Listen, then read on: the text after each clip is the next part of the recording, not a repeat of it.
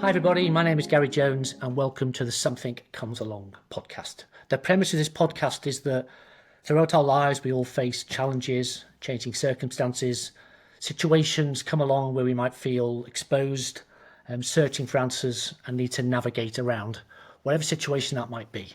My two guests today I've certainly had to adjust and navigate as I will ask them to explain when I introduce them. Adele Spencer, welcome to the podcast. Hello, thanks for having me. Yeah, that's a liver bird in honour of our joint Northwest heritage. Excellent. And we only spoke and met for the first time last week, didn't we? And I know you because of my other guest on this podcast, my good colleague and friend Liz Chappell. Hello, Liz. Hello, hi. Thanks for having me too. Well, very welcome. And Liz, how do you know each other? We met through primary school. Both parents of children with special educational needs, which is obviously what we're going to be talking about. Indeed. And yeah, let's carry on with yourself then. So just for the benefit of people listening, can you just explain a little bit about you know, who you are, your background and about your daughter, which is obviously relevant to this conversation? Yeah. So I'm Liz. I've obviously been working with Totem for coming up for 10 years this year. I have a daughter who is almost 14, and she has been diagnosed as autistic, ADHD, dyslexia, dyspraxia, and she's hypermobile and sensory issues as well. As a matter of interest, those diagnoses. So, at what age did they begin, and was that all at once, or did these diagnoses happen at different times? Just wondering how long you've been kind of both aware and living with it. Yeah. So it's interesting because obviously when we were talking about doing this podcast, I started doing a bit of reflecting, and I think when I look back, I think there were signs that were pretty obvious from when she was very young, but I just didn't understand this world and what all of this meant and how that had an effect on my child. I think where it really came to the fore was when she was went to primary school. Year 2 was I'd say probably crisis point for us, in terms of just how she had so many challenges and she just wasn't coping at school very well, and that's when discussions started happening, and that's when I went to my GP to have some conversations about where do we move forward with this. Okay, thank you. I'll come back to that point in a little while. And Adele, yourself, just explain a little bit about you and kind of your children. Yeah, so I've got 3 sons who all have a sort of similar profile to Liz's daughter, and they are the eldest is 16, and then I've got 14-year-old twins.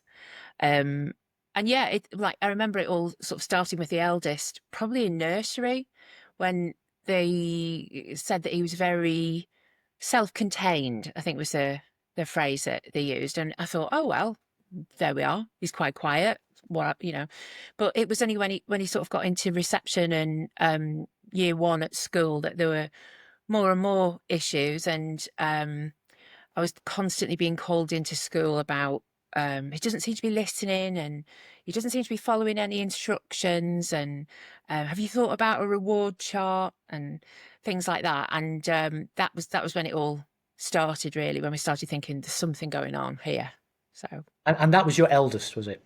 Yeah, that was the eldest. Yeah. And your twins, you said twins, didn't you? Yeah, I've got twins, as well. Yeah. And did they have any kind of special education needs? Yeah, exactly the same. Exactly. I've got a matching set. All 3 of them. I wouldn't know what to do with a normal one now. Yeah, well, and this will be the first of a number of questions I ask, which will sound very naive and possibly idiotic, but I'll roll with it. And are such things hereditary? And is that, I had no idea that was the case. Yes, absolutely.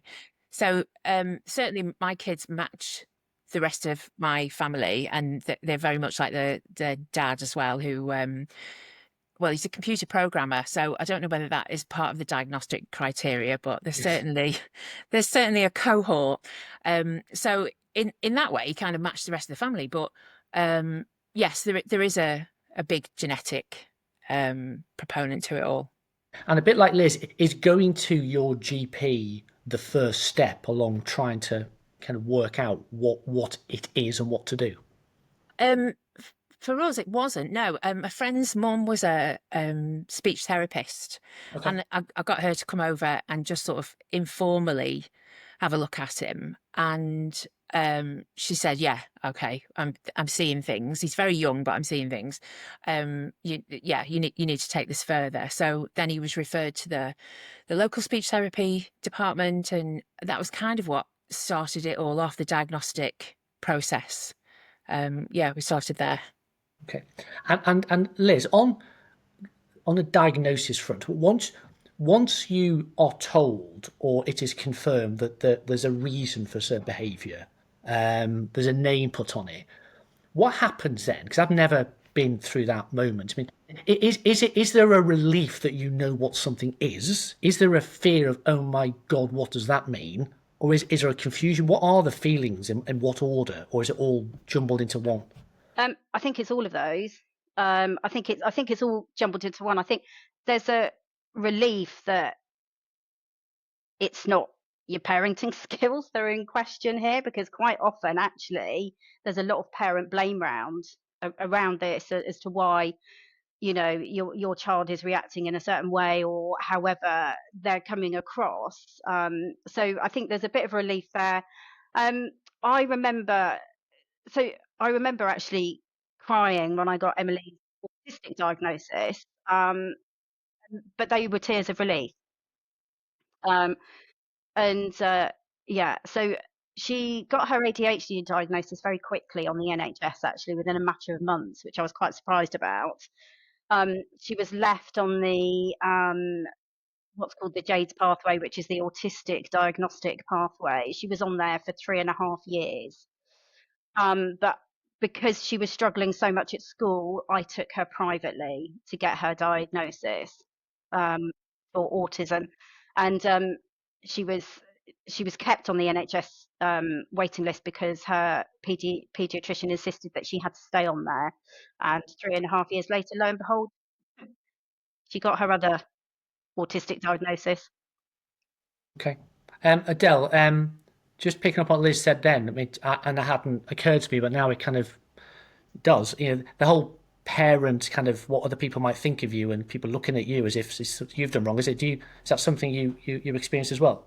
Oh my God, yeah, totally. Um, yeah, How awful! It's like a double whammy, isn't it? yeah, it is. Particularly from school, they seem to sort of just take the view that this was the school was at the time anyway. This was really just slack parenting, and I must be just overwhelmed because I, three very close together in age, and had a thought about going on a parenting course, and oh yeah, it was all like framed up like that. Yeah, yeah. Wow. And as a matter of fact, my instinct is that nowadays people talk about these things much more than they used to. Do you think it's easier for people now than it was, say, 10 years ago? Parents. Um, I think the internet's made a big difference because it's connected groups of people who would never have kind of come across each other. I think even 10 years ago, you sort of struggle more to find your tribe, whereas now people are more available, I think, in the groups they find themselves. So I suppose in that way, it's slightly easier. I don't know because I've been on this road for so long, I can't imagine not being there anymore now. Yeah, yeah, yeah. And Liz, how do you? I mean, where do you start with information? You know, at that time, how do you find out what to do? Or in essence, is that the problem? Yeah, so I think that's the problem. I think, you know, I was very lucky in that I met Adele, who is, the font of all knowledge, knows the law inside out, and was there to give me a lot of advice, a huge amount of advice, because it's a really difficult system to navigate. It's it's a really hard system to navigate, and when you see your children failing at school because they're not being taught in the right way, that their needs aren't being taken into account, you know, that has a severe impact not on your child, but it also has a severe impact on you as a parent. So trying to navigate that and ensure, you know, every child in this country has the right to access education. You know, there's a legal right there, and um, there's a legal right there, but the issue is that there isn't enough support for our children to be able to thrive in school. Adele, how did you become the font of all knowledge? That you self-reading yourself to get to the point where you'd already been through the hard yards of learning before Liz, you met Liz? Sort of. I think it was more because I'm better at doing the dry, non-emotional stuff. So I was able to kind of get my head down and really research and read and understand the law and understand what my child's rights were. And then I did some legal training around that as well. And so long as I'm not dealing with anything emotional, I'm all right. As soon as it gets into like the emotional stuff, that's where my weakness is. So I find it's for my own comfort really that I lean into the legal side of things. Okay. Can I ask about one thing we'll do when we put this podcast out is name check organisations that you think are very useful and you found to be useful. But while we're talking, are there organisations that you came across, mentioned to each other that really are a great help to people? Yeah, the main one is IPSEA, IPSEA, and they're based in Saffron Walden, and they do legal training for parents and also for local authorities as well. And I found them to be amazing. So yeah, them, and then SOS SEN, and they're a sort of similar organisation that they will help with things like judicial review and appeals to tribunal and things like that. They're amazing. Yeah. Okay, yeah. And Liz, we as a business, we do a lot of work, don't we? And support SEN kids. I mean, Yes, that's right. Yeah. Because of you, don't we? But how do they differ to IPSEA? Did you say IPSEA? IPSEA. Yeah. Support SEN Kids is fundamentally a knowledge bank of legal information, and they have lawyers and barristers on there that can offer advice to parents. Okay, thank you. And we mentioned so SEN, special education needs, isn't it? SEND, special education need. That the D is disabilities, and that's a commonly used name, isn't it? That people kind of talk about and use. Yes. Yeah. Yes. Yeah. Can I ask about? I've forgotten now. It only came to my head the other day in preparation for this that I remember once someone who either was autistic or a parent of someone kind of was unhappy about that it wasn't a disability. It was an ability. It was a heightened awareness which had massive positives. Is there a debate about whether that it is a disability or it's just a diagnosis? I mean, or is that just something I picked up which is actually a surprise to you? I think it is a disability depending on the environment that the person's in. And yet in other environments that, they've got superpowers. So the horses for courses, really.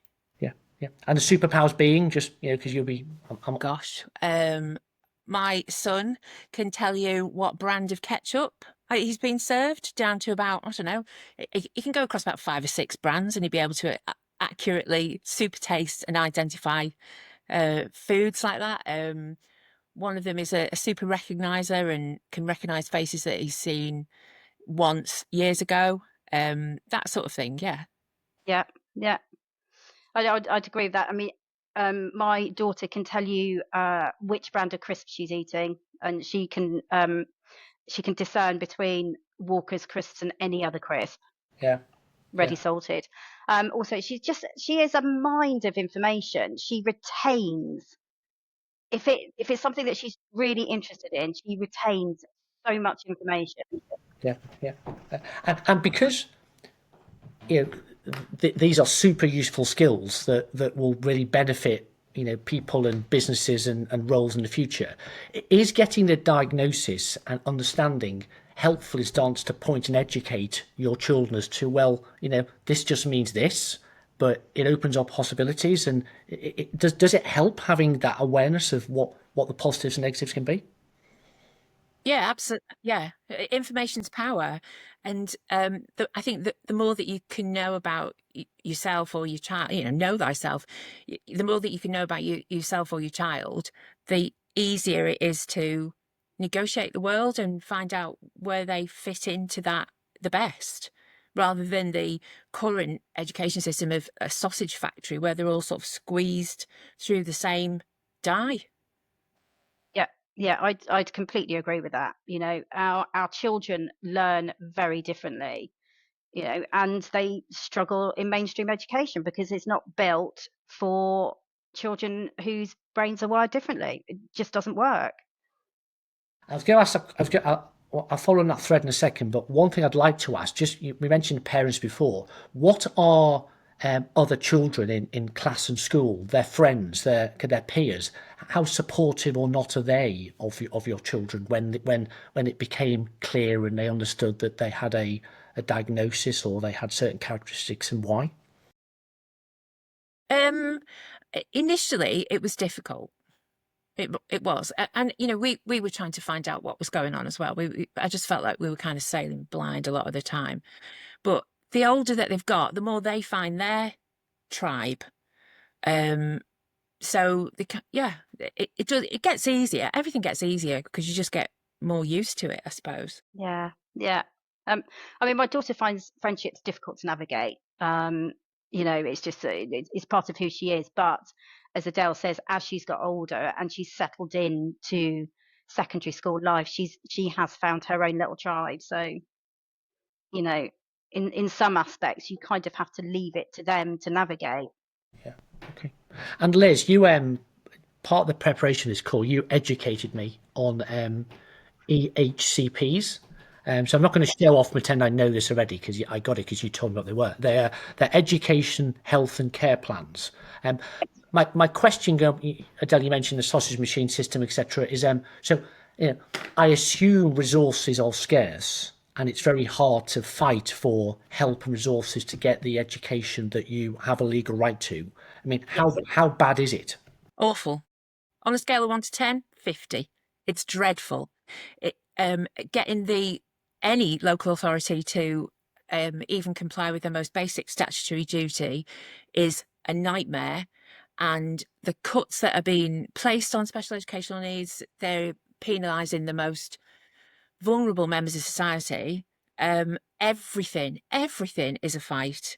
In order to get any kind of meaningful provision written into an EHCP, which is legally binding on the local authority, you almost always have to go to court, go to SEN tribunal.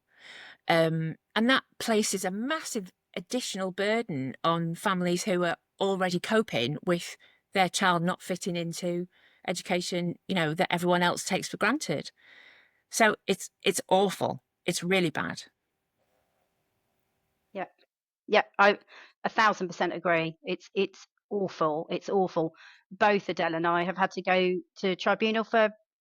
Well, I certainly had to go to tribunal for my daughter. Have you had to go for all three kids? Yeah. Yeah, all three. Just to get the basic provision in order for my daughter to be able to attend school. I mean, it's horrific. And the process you have to go through as well. So is this like because resources are limited, there's like a blank rejection of every proposal in the hope that some people go away, or why is everything being rejected and then on appeal being granted? I don't get it.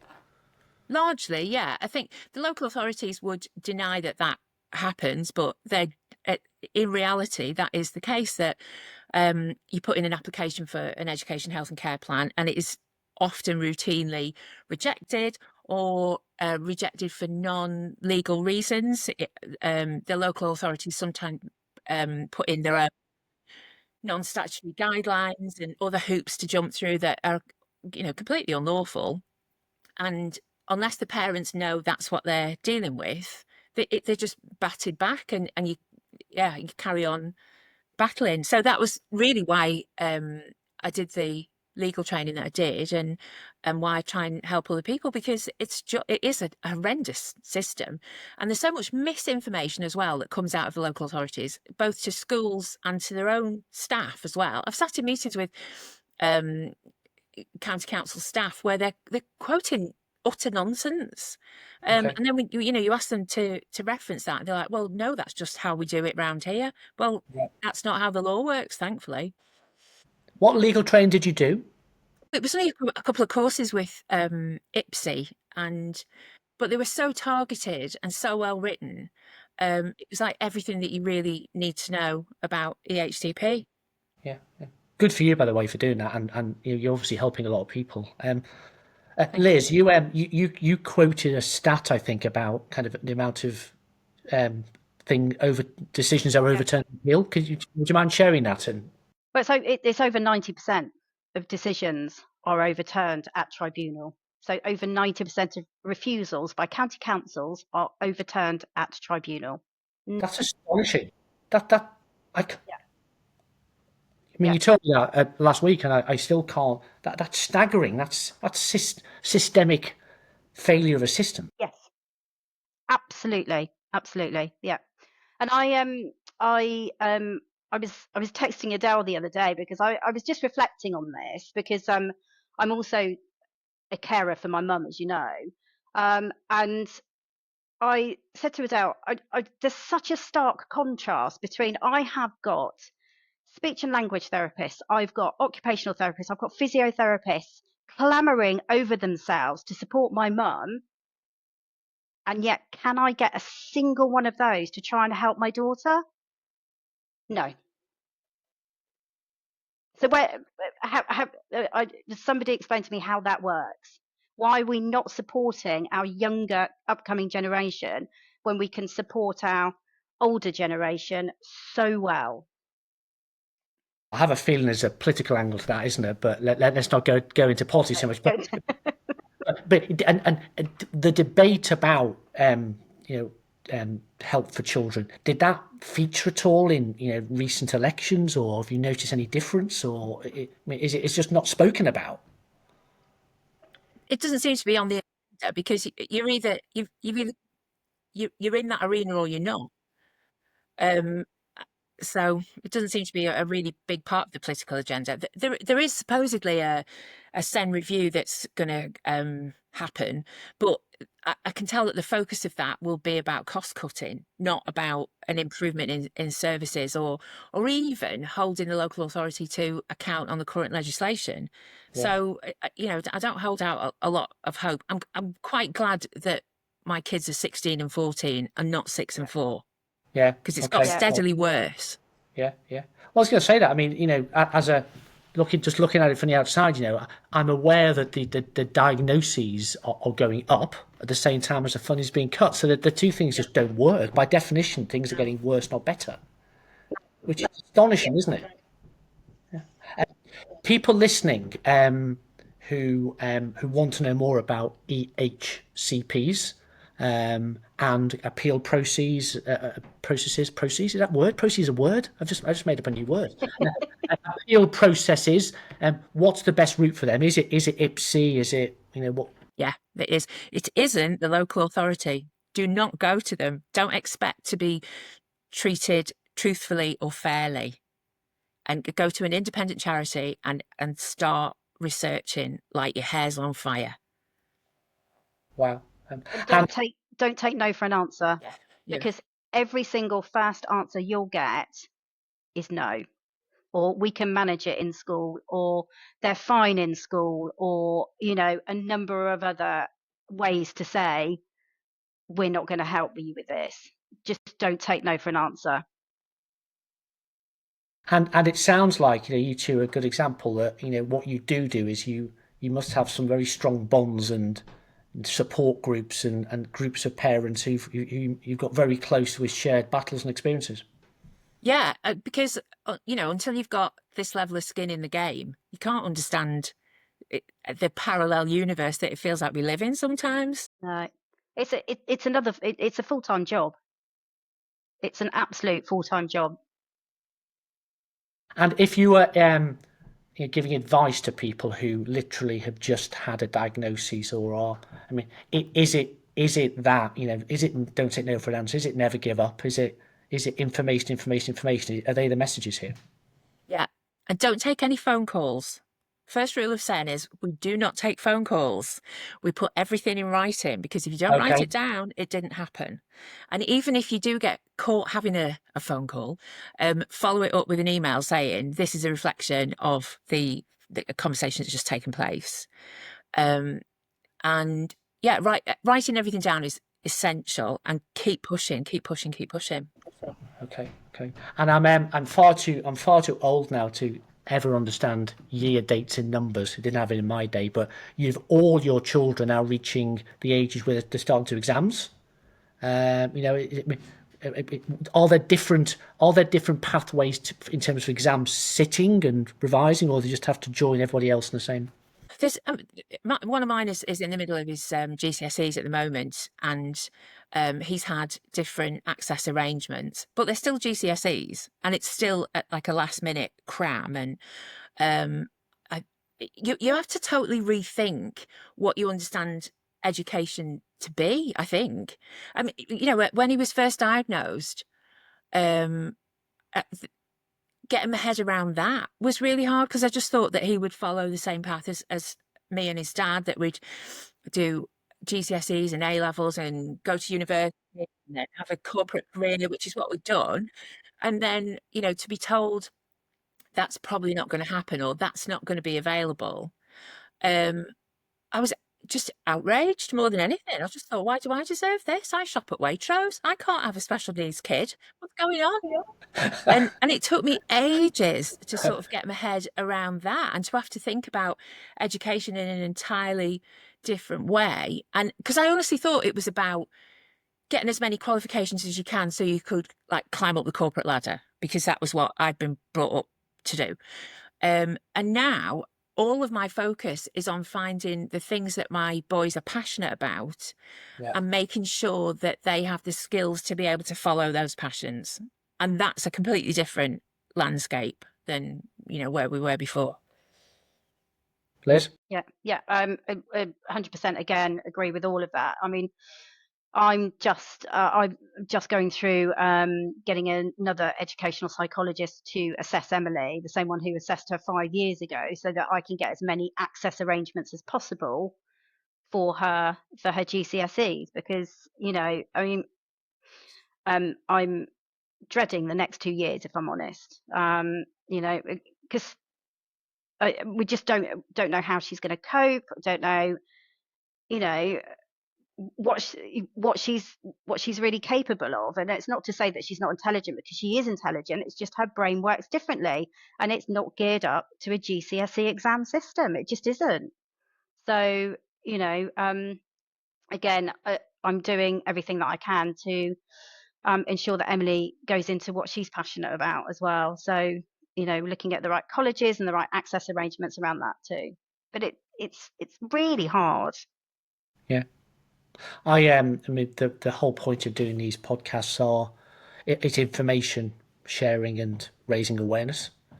And I admit that I have been very naive and was simply not aware of some of the things that Liz, you told me pre this call and on this call. Just had no idea.